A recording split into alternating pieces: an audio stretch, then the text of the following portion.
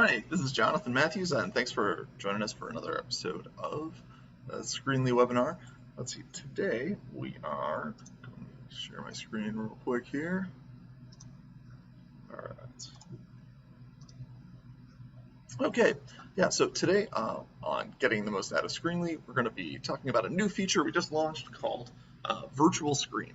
Now, Virtual Screen essentially is going to allow you to turn almost any device into a digital sign. Any device that has a web browser, pretty much, is going to work for you. And it's a great solution for quick short-term signage, or signage that has a relatively simple use case that doesn't need processing power, or isn't quite as mission critical. We would recommend, I think, for really mission critical signage, that you use our hardware player. But for quick stuff, things that you need to set up short term, maybe at a remote site or at a job fair or something like that, this virtual screen is a great solution for it, or for just proof of concept, getting stuff out there. So as we become more comfortable with it, I think we'll find that there are lots of other solutions for it, so that it's a good solution for a lot of things. Also, it's because it's web-based, you can use the virtual screen to share content with your employees working at home. So a lot of our customers who are employers, our HR departments, trying to communicate, get announcements and stuff, and benefits information out to their employees, like the idea of being able to keep their folks working from home in the loop by sharing the current stream. What's playing on the same thing that's playing on the inside in the office. Displays can be displayed via the web. It's sent as a link out to the folks working from home. Okay. So a little bit more on what a virtual screen is. Virtual screen is a web page that plays content like a digital sign. So the same way that you use Screenly to create playlists and assign them to play on your Screenly media players. Same way you can create playlists and assign them to play on a virtual screen, which we'll show you how to create on the screens page here in just a minute. And those will just play in a web browser or on a URL that you be assigned them to. It'll become clear here in just a minute. Okay. So let me switch over to our Screenly UI, which I'm sure you're all familiar with at this point. So I'm on this is on my account, and we're on the screens page. And so I've got my regular hardware screens set up on here, and I'm going to create a new digital or virtual screen. Okay, so I'm going to go up to the new screen button, and now recent change. So now there's two options here.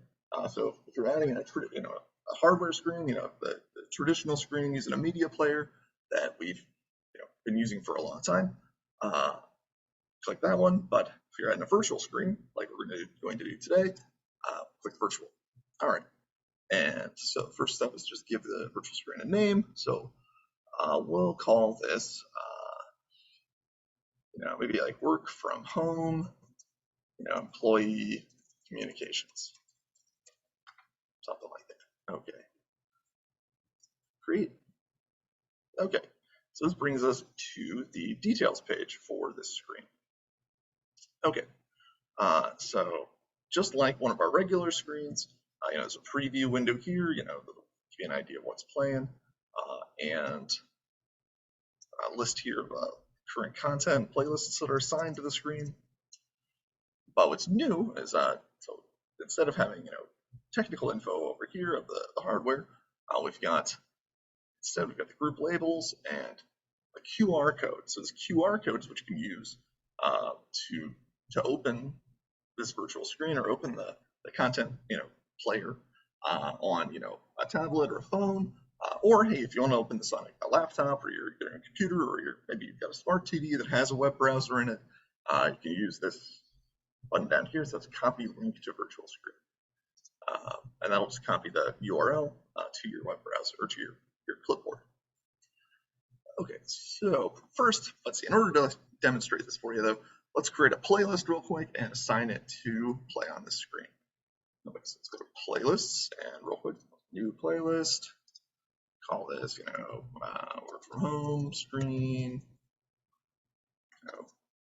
playlist, and we'll select play on. And let's see, work from home, employee communications is the name we gave to our virtual screen. There's also, I believe, a group called virtual screens. So if you wanted to assign something to all of your virtual screens, you could use this virtual screen group. Okay, click save to select to that screen. Don't need to schedule this content. I just want it to play right now. Plus to add some content here. So let's just we'll just add some, I don't know, add some COVID-19 things, and I've got a video here.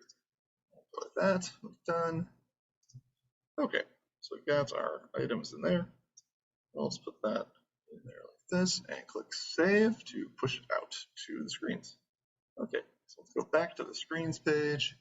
If we click on our employee communication screen now, we'll see that there's some content assigned to play on it.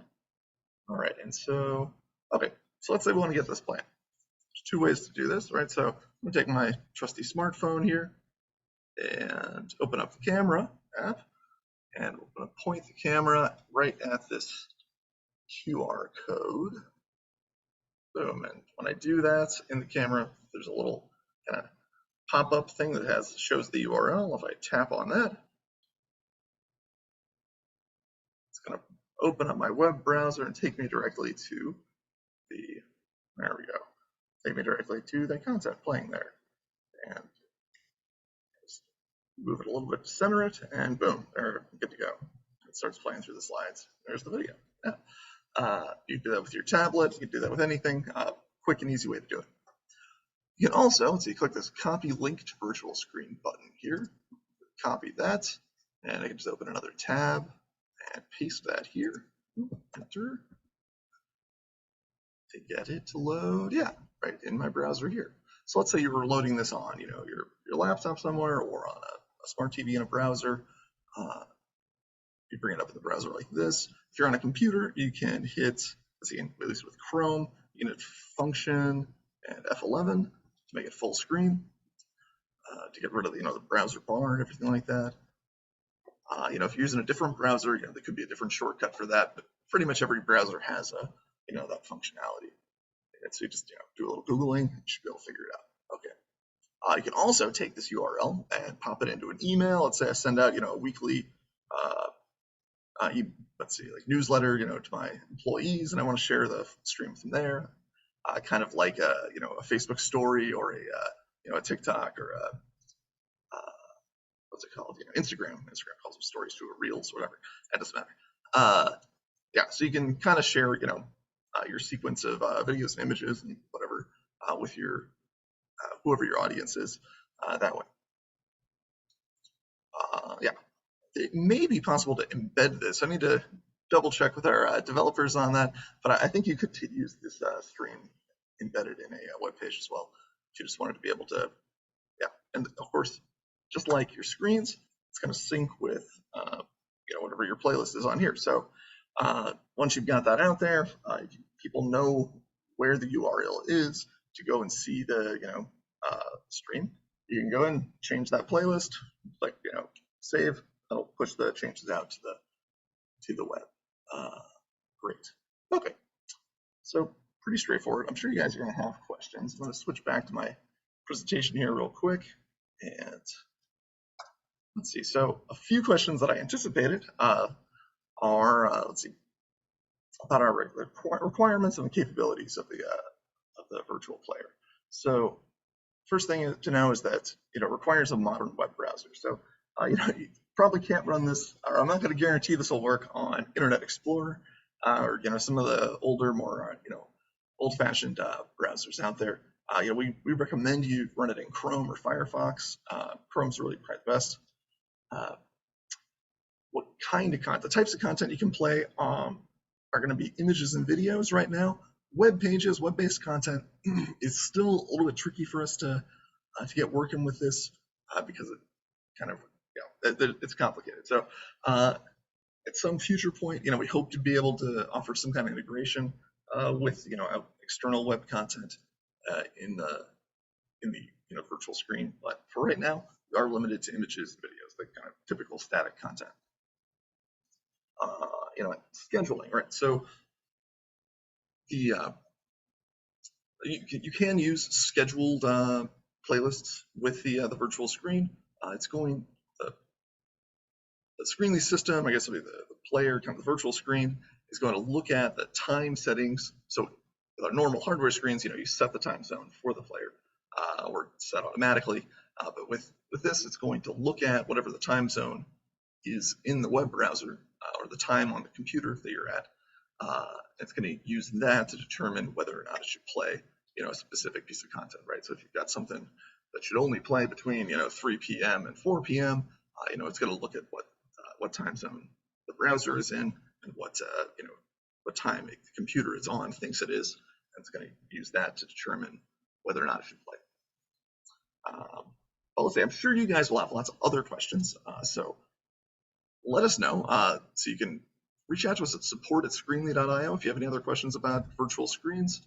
We're excited for the possibilities that this new development will bring, and we'll look forward to seeing all the interesting things you guys will do.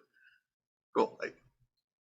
Once again, hey, happy Thanksgiving and happy Indigenous Peoples Day to everybody in North America, and hope you guys have a great rest of your month. Take care. Bye-bye.